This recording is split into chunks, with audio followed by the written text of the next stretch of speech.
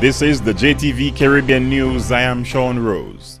The Turks and Caicos Islands economy has lost millions of dollars as a result of the recent outbreak of gastroenteritis at the Grand Turk cruise port. Almost 3 weeks have elapsed since cruise ships stopped berthing at the facility, which is owned by the Carnival Corporation. The outbreak also appears to be spreading to the rest of Turks and Caicos Islands, as more residents are reportedly coming down with the sickness. Possible water contamination and an excavation of the sewage system near the port are possible causes for the outbreak. TCI Health Department and the Tourist Board have issued press releases describing their efforts in attempting to isolate and contain the outbreak. The TCI government relies on Carnival's head tax to help meet its budgetary obligations. It is estimated that the economic impact for Grand Turk is some $250,000 per day in activity. Between 6 to 8 ships berth at the Grand Turk cruise port each week. The Cayman Islands government says it's concerned it may end up having to pay out millions over the port controversy. A leaked document shows government may have to write a check to China Harbour Engineering Company. Former Premier Makeva Bush says the agreement is just a framework and nothing is there definitive. He says he was seeking the best deal for the country. Cayman 27's Tammy Solomon reports. A leaked copy of the framework agreement shows China Harbour Engineering Company could come knocking for a refund on any money spent in the deal that is now dead in the water. Had you seen this before? I've seen it 2 days ago, 2 days into last week. It was delivered to the ministry, and we requested that the chief legal advisor to the government, namely the Attorney General, have a view of the document to look to see what liabilities, if any, that the government may have. That's Tourism Minister Klein Glidden speaking on our talk show The Panel on the same day the document came to light. Government abandoned the deal in November. This after the UK made it clear it's not satisfied the proper process was followed. The agreement says government shall refund to the developer 1/2 of reasonable and proper costs, charges and expenses incurred in complying with its obligations under this framework agreement, up to a maximum of US $3.5 million, or all costs and expenses incurred by the developer. While government is bracing itself to make a payout, it's looking to the cruise lines now to build the port. And the cruise lines are back at the table saying, listen, we've watched you attempt to build this, watched you attempt to find partners to do this.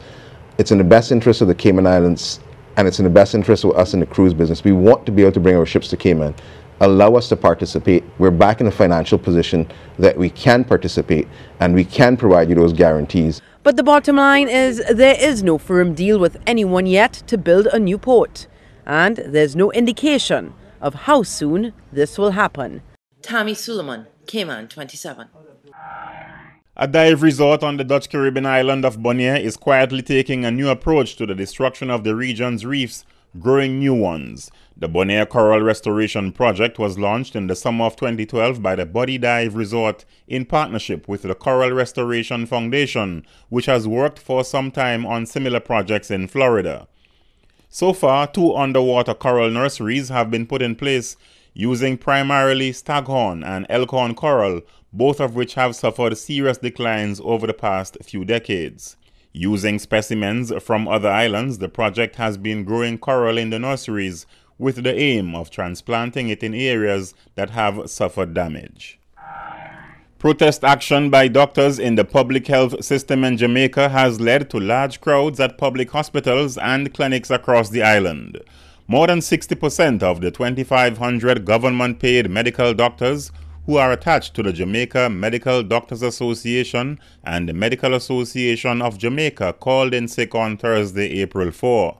The Ministry of Health, in confirming the reports of a strike, said several health facilities have informed patients that only emergency cases will be accepted.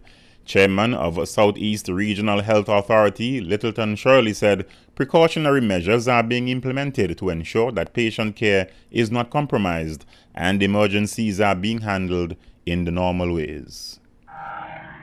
Jamaica claims that its athletes have been unfairly targeted for drug testing at the just-ended Carifta Games in the Bahamas.